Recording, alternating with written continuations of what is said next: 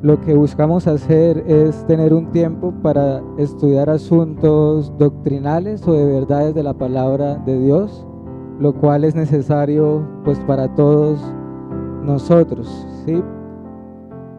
Y de manera particular, hace varias semanas atrás, varios meses atrás, he querido nuevamente que iniciemos un estudio de a poco en cuanto a aquella confesión de fe con la cual nosotros, como iglesia local en particular, nos sentimos identificados, aquel conjunto de verdades que nosotros creemos como iglesia y que buscamos practicar basados en las escrituras.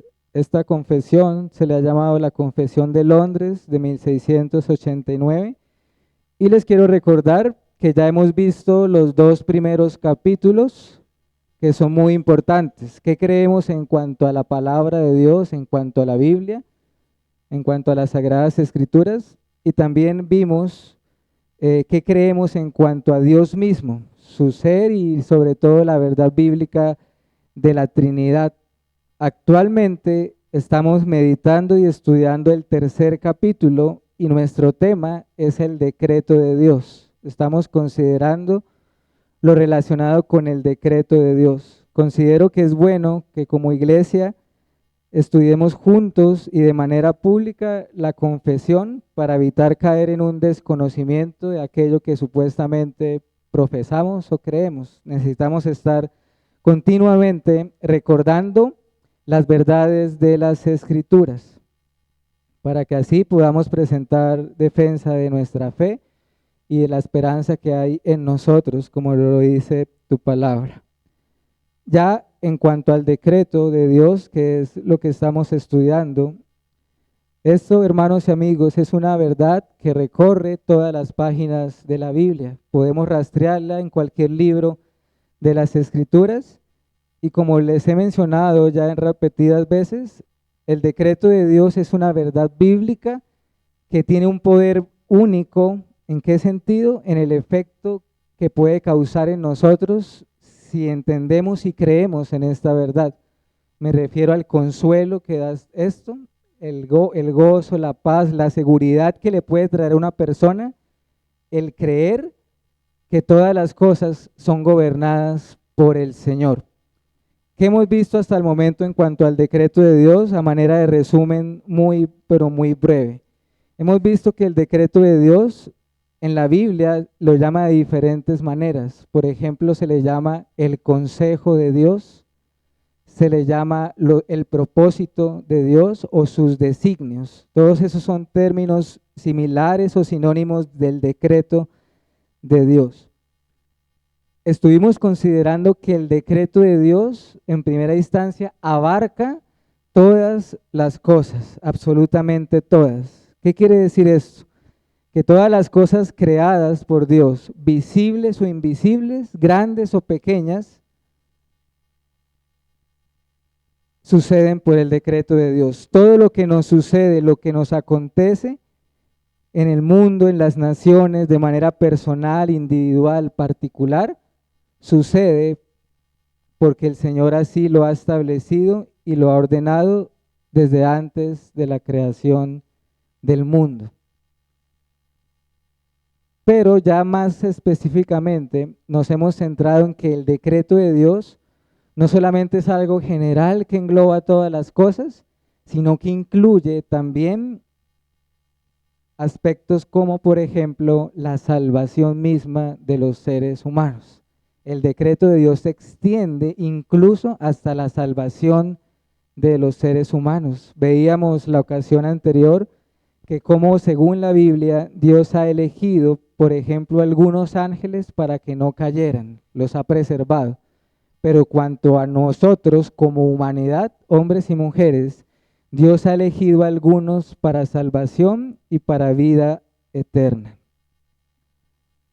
De manera que cuando pensamos en el decreto de Dios, indudablemente lo relacionamos con la soberanía de Dios, la voluntad del Señor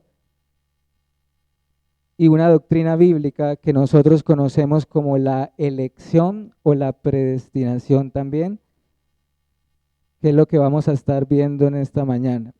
Quizás, hermanos, la confesión o los párrafos pueden parecer redundantes en el sentido que pareciera repetir lo mismo, pero incluso, hermanos, cada párrafo de la confesión es distinto al otro y sabemos que si uno lo lee con detenimiento, podemos, ¿qué cosa? Aprender más cosas, profundizar más, incluso aunque leamos los mismos textos en repetidas ocasiones, de cada pasaje bíblico podemos escarbar, escudriñar y quizás sacar un poco más para ser enriquecidos y edificados para su gloria. De manera que voy a leer el párrafo que vamos a ver en estos minutos. Si ustedes tienen allí la confesión a la mano, ubíquense en el capítulo 3 del decreto de Dios, página 12. Estaremos viendo el párrafo 5 solamente, párrafo 5. Lo leeré y luego estaremos entonces considerando lo que acá se nos dice o se nos enseña. Párrafo número 5. A los humanos que están predestinados para vida, Dios, antes de la fundación del mundo, según su propósito eterno e inmutable, y el consejo secreto y beneplácito de su voluntad, los ha escogido en Cristo para gloria eterna, meramente por su libre gracia y amor, sin que ninguna otra cosa en la criatura, como condición o causa, lo moviera a ello. Dividiré la enseñanza, hermanos, de la siguiente manera. Quiero hacer un bosquejo general de lo que este párrafo que acabamos de leer nos plantea o lo que acabamos de leer. Luego iremos a los textos bíblicos que nos van a dar razón de ese bosquejo y luego haremos unas breves reflexiones finales. Antes de leer los pasajes bíblicos, hermanos, ¿cómo ustedes ven o entienden este pasaje, ese párrafo número 5? ¿Qué sería lo esencial de ese párrafo? Lo más importante, lo que los hermanos que escribieron aquella confesión quisieron comunicar en ese párrafo 5.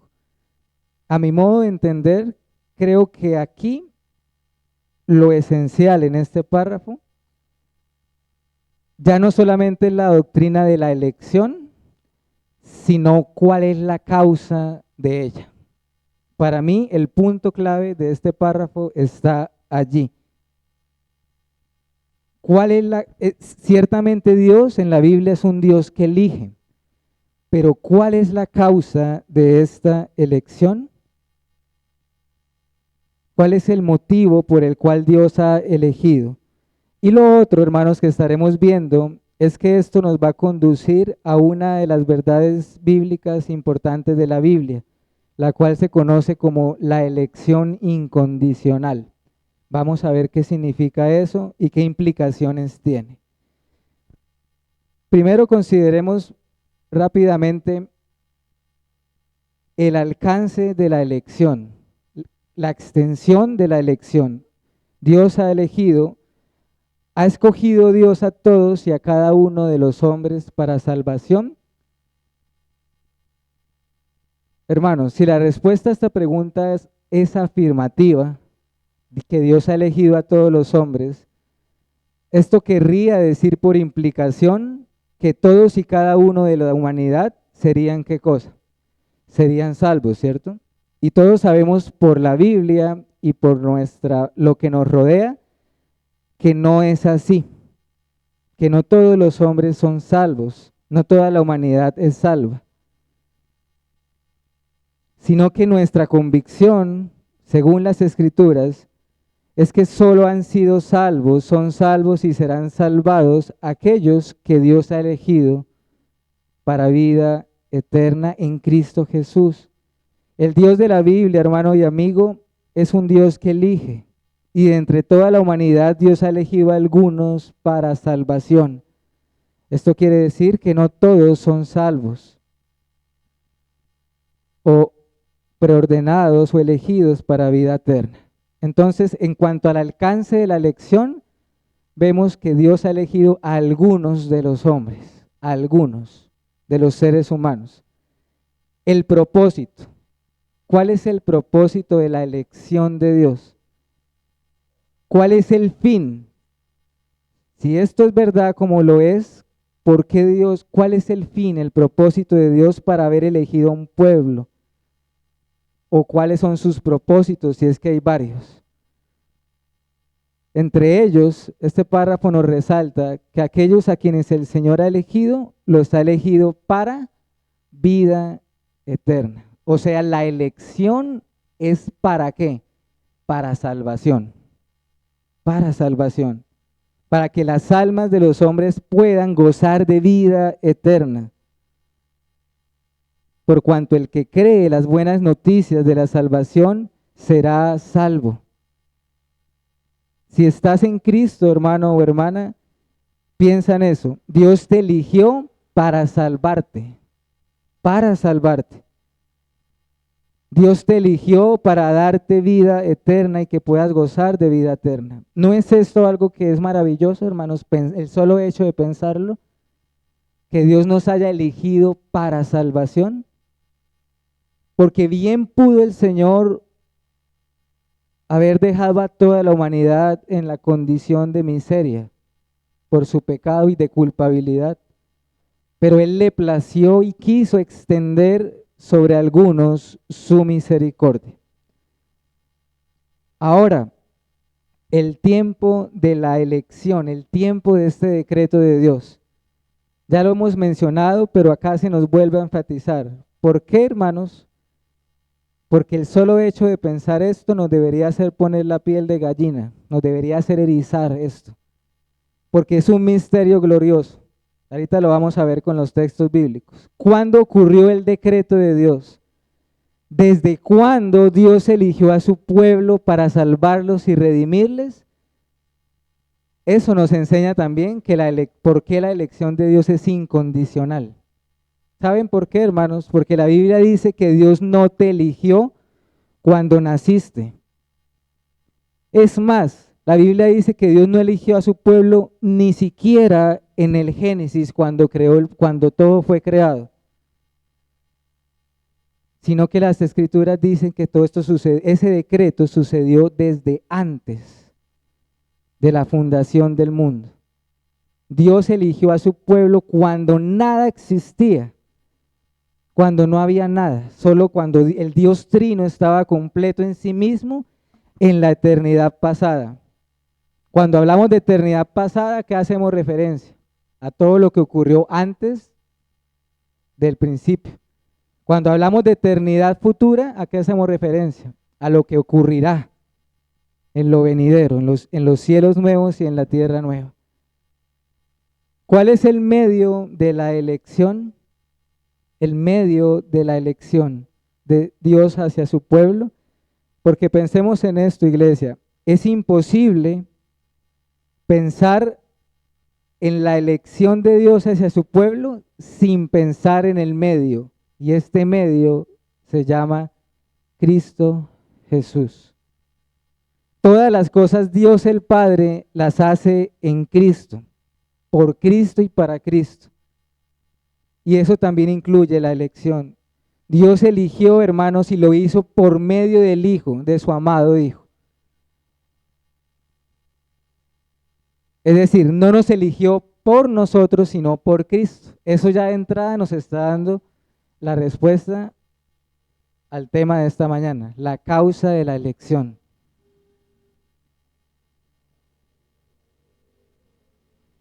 De modo que la elección está conectada a Cristo, a la persona de Cristo y a la unión de su pueblo con Él.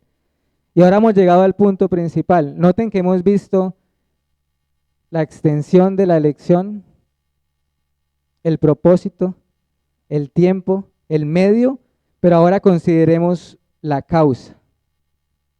Y vamos a ver no solo por lo que acabamos de leer en la confesión, sino sobre todo por la Biblia misma, que la Biblia nos dice cuál sí es la causa de la elección y cuál no, que no lo es. La Biblia nos ofrece ambas respuestas. De una manera positiva nos dice qué sí fue la causa de la elección y de una manera negativa nos dice lo que no fue la causa de la elección. Y desde ya quisiera decir la respuesta. De manera positiva, ¿cuál es la causa, la razón, el motivo por el cual Dios eligió a algunos de los hombres? Hermanos, por el decreto y su propósito, su propio plan. Todo en el universo que nos rodea gira en torno a ese decreto del cual estamos hablando. Todo. ¿Cuándo ocurrió el decreto? Lo hemos visto, desde la eternidad. Este decreto tiene características, ya lo hemos visto. Por ejemplo, es inmutable. ¿Qué quiere decir que sea inmutable? Que nada ni nadie en este universo puede frustrar este decreto, frustrarlo o alterarlo. Porque el Señor está en los cielos y lo que quiere, eso hace, dice las Escrituras. La causa de la elección de Dios hacia su pueblo es su beneplácito. ¿Qué quiere decir beneplácito? ¿De dónde viene esa palabra? Voluntad, de su propia voluntad. Pero la causa de la elección también es, hermanos, y esto es importante, la causa o motivo por el cual Dios ha elegido a un pueblo para salvación es por su gracia y por su amor. Por su gracia y por su amor. Solamente por su gracia. Si tú estás en Cristo, pregúntate, ¿por qué Dios te habrá elegido? La respuesta es porque te amó por su gracia y solamente por su gracia. Y eso es libre de Dios, no estuvo condicionado a nada.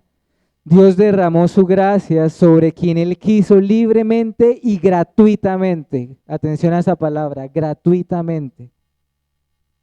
Porque la salvación no es algo que ni se alcanza ni se compra. La salvación es algo gratuito que solo se recibe por medio de la fe, con las manos vacías.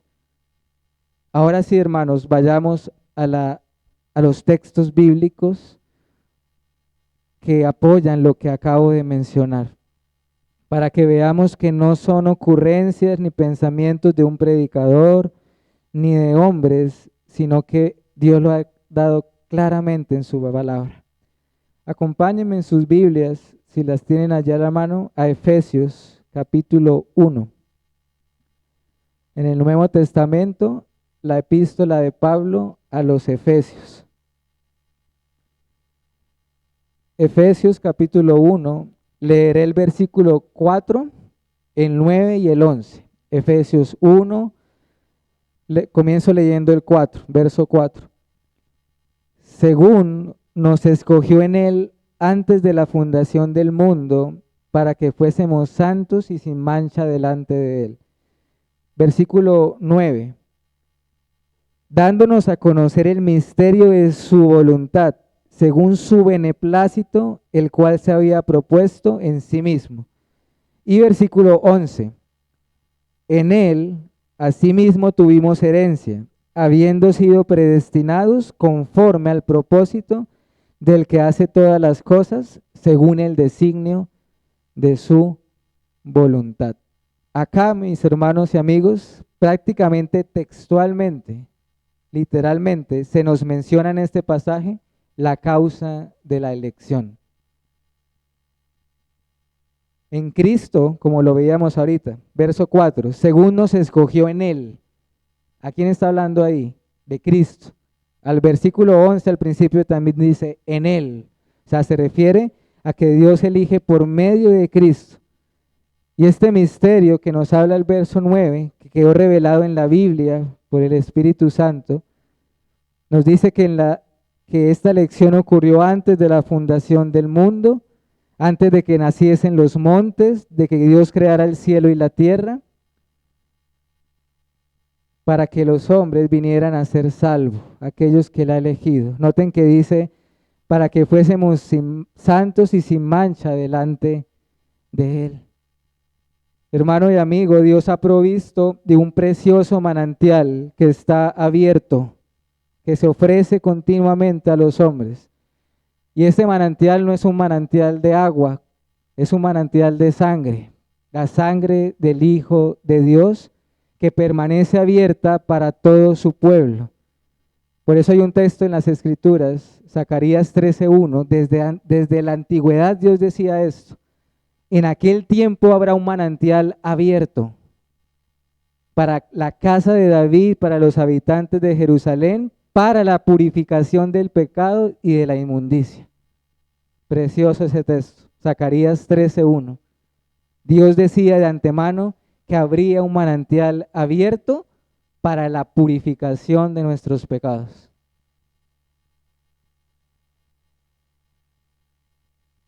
¿Por qué Dios eligió un pueblo y no a todos? El texto nos dice de Efesios que Dios lo quiso así. Miren el versículo 11 de Efesios que acabamos de leer. Habiendo sido predestinados, o sea, la elección, pero noten lo que dice, conforme, o sea, ese conforme, ¿qué significa? La causa, conforme al propósito, el decreto de Dios, para el cumplimiento de su decreto, el plan que se trazó desde la eternidad. Este pasaje nos dice con claridad que Dios hace todas las cosas según su voluntad, que no es movido por otra cosa externa diferente a su propia voluntad. En cuanto a que la elección de Dios de su pueblo es para salvación, ¿recuerdan el texto de Romanos 8:30? A los que predestinó, a esos también los llamó, a los que llamó, a esos también justificó, y a los que justificó, a esos también glorificó.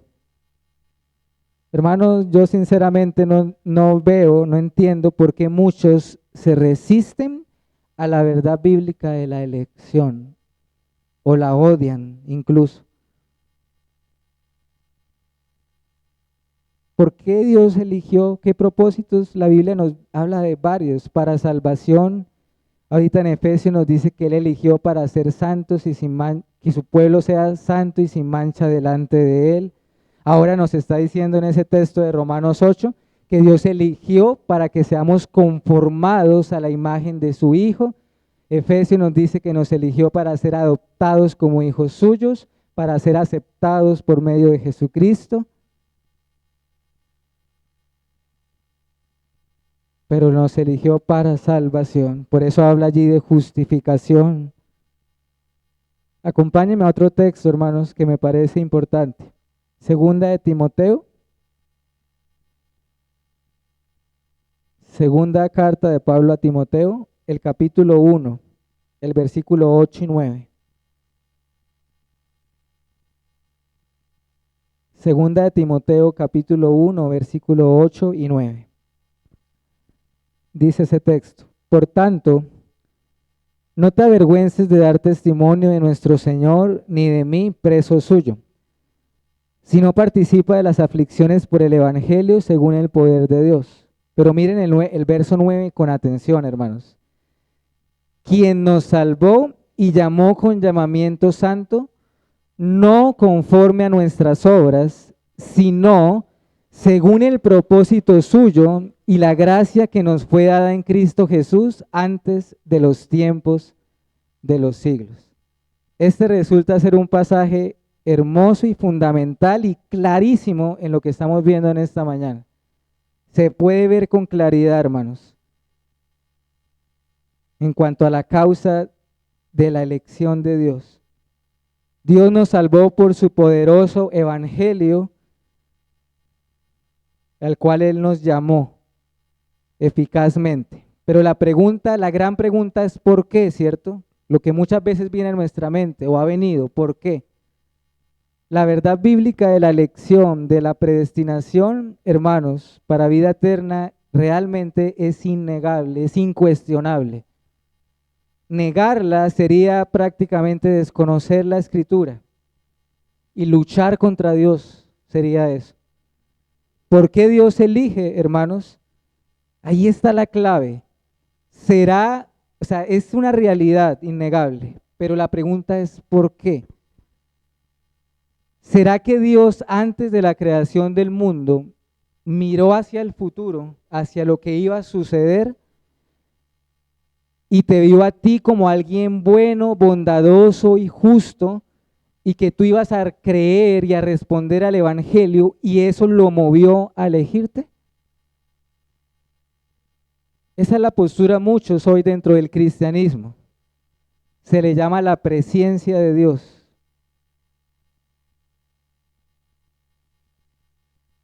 Muchos no llegan al límite de negar la elección, porque sería imposible por el testimonio de la Biblia. Pero el punto está en la causa, hermanos. Allí radica la diferencia. ¿La causa es Dios mismo o seremos nosotros? Esa es la gran pregunta. En este pasaje de Timoteo, hermanos, Pablo dice, Dios nos salvó, nos llamó, pero dice claramente, no por nuestras obras. Hermanos y amigos, si Dios hubiese visto desde la eternidad pasada tus obras y las mías, jamás hubiésemos sido elegidos por Dios.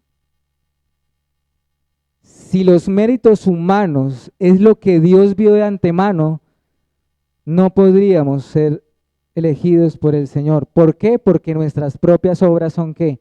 Malas. Ahora, el mismo versículo nos está diciendo que no y que sí. ¿Lo notan en el pasaje? No conforme a nuestras obras, y miren lo que dice él, si no. Es decir, ahora nos va a decir lo que sí es la causa de la elección. Y esta claramente, según este texto, dice, conforme a su propósito, a su decreto. Y a su gracia, dice, a su misericordia. Porque la salvación no se alcanza, hermanos, no es meritoria. Incluso este pasaje de Timoteo, hermanos, nos habla de la unión del creyente con Cristo. De alguna manera que no podemos entender ni explicar tampoco. Dice ese versículo que los elegidos habían recibido una gracia en Cristo y que esa gracia luego en el tiempo se vino a hacer realidad, materializar con la venida del Señor y con creer en el Evangelio. Veamos otra cita, Primera de Tesalonicenses 5. Primera de Tesalonicenses capítulo 5, versículo 9 al 10. Dice allí el apóstol, Primera de Tesalonicenses 5, del 9 al 10. Porque no nos ha puesto Dios para ira, sino para alcanzar salvación por medio de nuestro Señor Jesucristo, quien murió por nosotros, para ya sea que velemos o que durmamos, vivamos juntamente con Él. ¿Qué quiero rescatar de ese pasaje? Que la Biblia enfatiza constantemente, una y otra vez, que la salvación eterna del alma de un hombre, de un individuo, solamente puede venir de la persona y de la obra de Jesucristo. De tal manera que quien rechaza a Jesucristo y su obra, en última instancia lo que está haciendo es rechazar su única esperanza de salvación. Y se condena a sí mismo por tal. De manera que este versículo nos debe alegrar, hermanos. Dice que aquellos a quienes Dios ha elegido para salvación no los ha puesto ¿para qué? Para ira. No son vasos de ira, sino vasos de misericordia. ¿Saben por qué un creyente no fue puesto para ira? Porque hubo uno que recibió esa ira en nuestro lugar. Por eso después dice, quien murió por nosotros. Es por Cristo que ya no recibimos ira, sino misericordia y gracia. Vayamos a Romanos rápidamente, hermanos. Voy a leer unos 2 pasajes más y pasamos a las reflexiones finales. Romanos 9. Romanos capítulo 9. Leeré el versículo 11, el 13 y el 16. Romanos 9, 11. pues no habían aún nacido, ni habían hecho aún ni bien ni mal, para que el propósito de Dios conforme a la elección permaneciese, no por las obras, sino por el que llama. Verso 13, como está escrito, a Jacob amé, mas a Esaú aborrecí. Y el 16, así que no depende del que quiere ni del que corre, sino de Dios que tiene misericordia. Ya hemos visto o considerado con los textos que acabamos de leer por qué sí, ¿cierto? La causa. Pero ahora veamos un momentico por qué no. O sea, ¿cuál no es la causa de la elección? ¿Qué hemos visto de la causa? ¿Cuál ha sido la causa? El decreto mismo de Dios, su voluntad, su gracia, su amor. Hermanos, son muchos los que aún afirman que la salvación de Dios se debe a su gracia, pero cual el catolicismo romano, consciente o inconscientemente, piensan que la salvación es por la gracia de Dios más algo más, más algo más. Algo, aunque sea algo pequeño, algo tendremos que aportar a nuestra propia salvación. Hermanos, si esto es verdad, trae problemas serios. O sea, si es verdad que el hombre puede aportar, aunque sea algo, por pequeño que sea la salvación, por mínimo que esto pueda hacer, trae problemas. ¿Cuáles? Bueno, la gracia entonces ya no sería gracia. La gloria ya no sería solo para el Señor, sino que el hombre tendría algo de qué jactarse y de qué gloriarse. Si el hombre tiene parte en la salvación, entonces ¿para qué vino Cristo Jesús y murió? No le necesitaríamos, la muerte del Señor habría sido en vano. Hermanos, si algo fuese por nosotros, la gracia dejaría de ser gracia.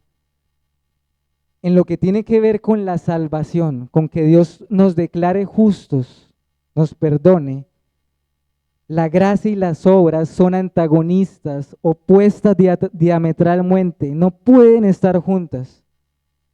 En la salvación no hay cabida para las obras humanas. Si es por gracia, ya no es por obras. Y si es por obras, ya no sería gracia. En la santificación del creyente es diferente. La fe y las obras van juntas, juntas. Pero en la salvación, hermanos, solo gracia. ¿Cuál es el punto? Que ninguna es ninguna, nada en nosotros, en la criatura, hizo mover a Dios para elegirte o salvarte. Él no vio nada digno en ti ni en mí para elegirnos.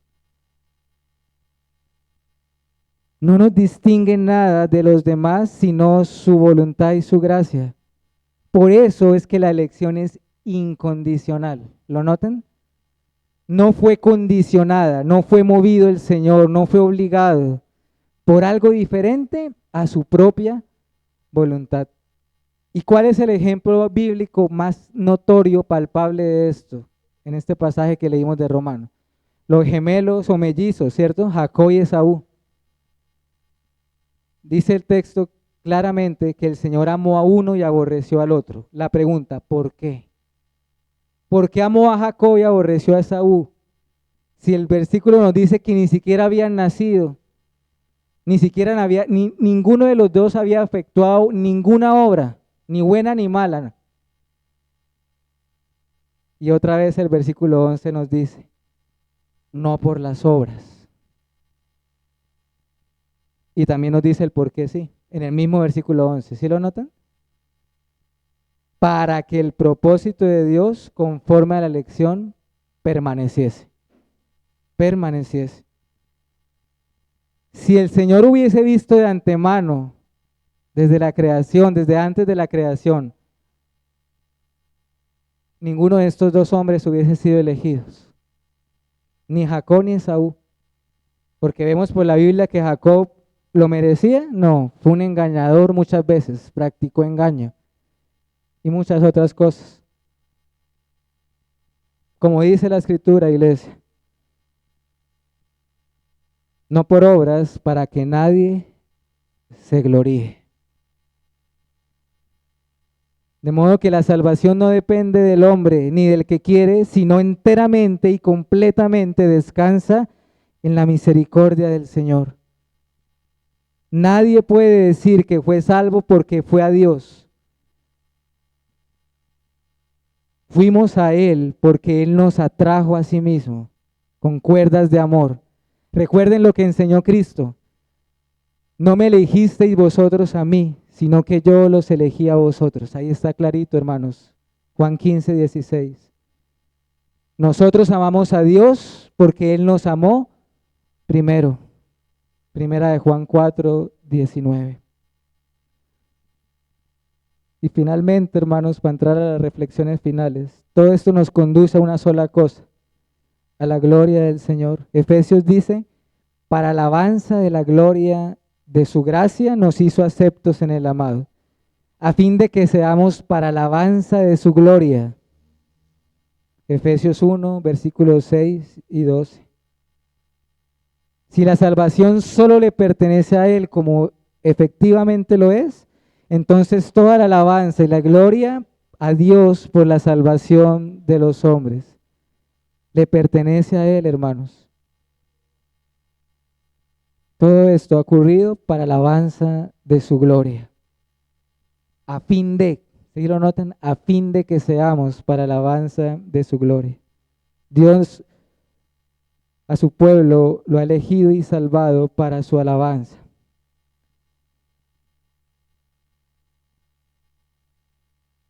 De manera, hermanos, que como dijo un autor, un comentarista, la elección no es algo acerca de los elegidos, sino es que Dios los ha elegido a ellos como tal, personalmente. No es algo que hayan hecho. Piensen en esta frase que dijo el hermano Sam Waldron. Amar a Dios, la fe, el arrepentimiento, la santidad y la perseverancia son frutos de la elección, no la causa de ella. La fe, el arrepentimiento, perseverar, la santidad son los frutos de que Dios haya elegido a alguien, no es la causa de la elección. De manera que para concluir, hermanos, la escuela dominical, lo que hemos visto hoy hace parte de las doctrinas de la gracia, hermanos, y solo un corazón altivo y orgulloso que se ama a sí mismo trata de resistir estas verdades u oponerse a ellas. Para los hijos de Dios estas verdades son dulces y preciosas y nada causa más consuelo, paz y gozo. Esta verdad en verdad y ciertamente nos humilla, por supuesto, humilla el ego del ser humano, la soberbia. Pero ¿qué es lo que hace en última instancia? Que pone a Dios en el lugar que le corresponde y a nosotros en el lugar que nos corresponde también. Todo esto nos debe llevar a que admiración, a asombro por la gracia del Señor, las riquezas de su gracia, a ser cautivados por esto, a enamorarnos más de nuestro Dios y de su gran bondad. Vimos un versículo que decía, Dios no nos ha puesto para ira, ¿cierto? Hermano, qué gozo es tener la convicción de que la ira de Dios ya no está sobre nuestras cabezas, o que su espada ya no está sobre nuestras gargantas, sino qué cosa, su gracia, su amor, su misericordia. Juan el Bautista les exhortaba a muchos, ¿quién les enseñó a ustedes a escapar de la ira venidera? Hermanos, solo existe un lugar y una persona para poder huir de la ira venidera, y ese es Cristo Jesús. El Calvario, el Gólgota, la sangre del Señor, el manantial del cual hablábamos ahorita. Por tanto, vayamos a Cristo. Y finalmente, hermanos, quiero leer 2 versículos rápidamente, el cual debemos decir amén y que resumen lo que hemos visto en este momento. Uno de ellos es el Salmo 37, versículo 39. Miren este precioso texto. Salmo 37, versículo 39. Pero la salvación de los justos es de Jehová, y Él es su fortaleza en el tiempo de la angustia. ¿Lo notan ahí? La salvación de los justos es de Jehová. ¿Y saben algo, hermanos? Hoy mismo en el cielo se exalta esta verdad, porque en el Apocalipsis capítulo 7, versículo 10, dice que una de las cosas que adoran los ángeles y los redimidos es esto.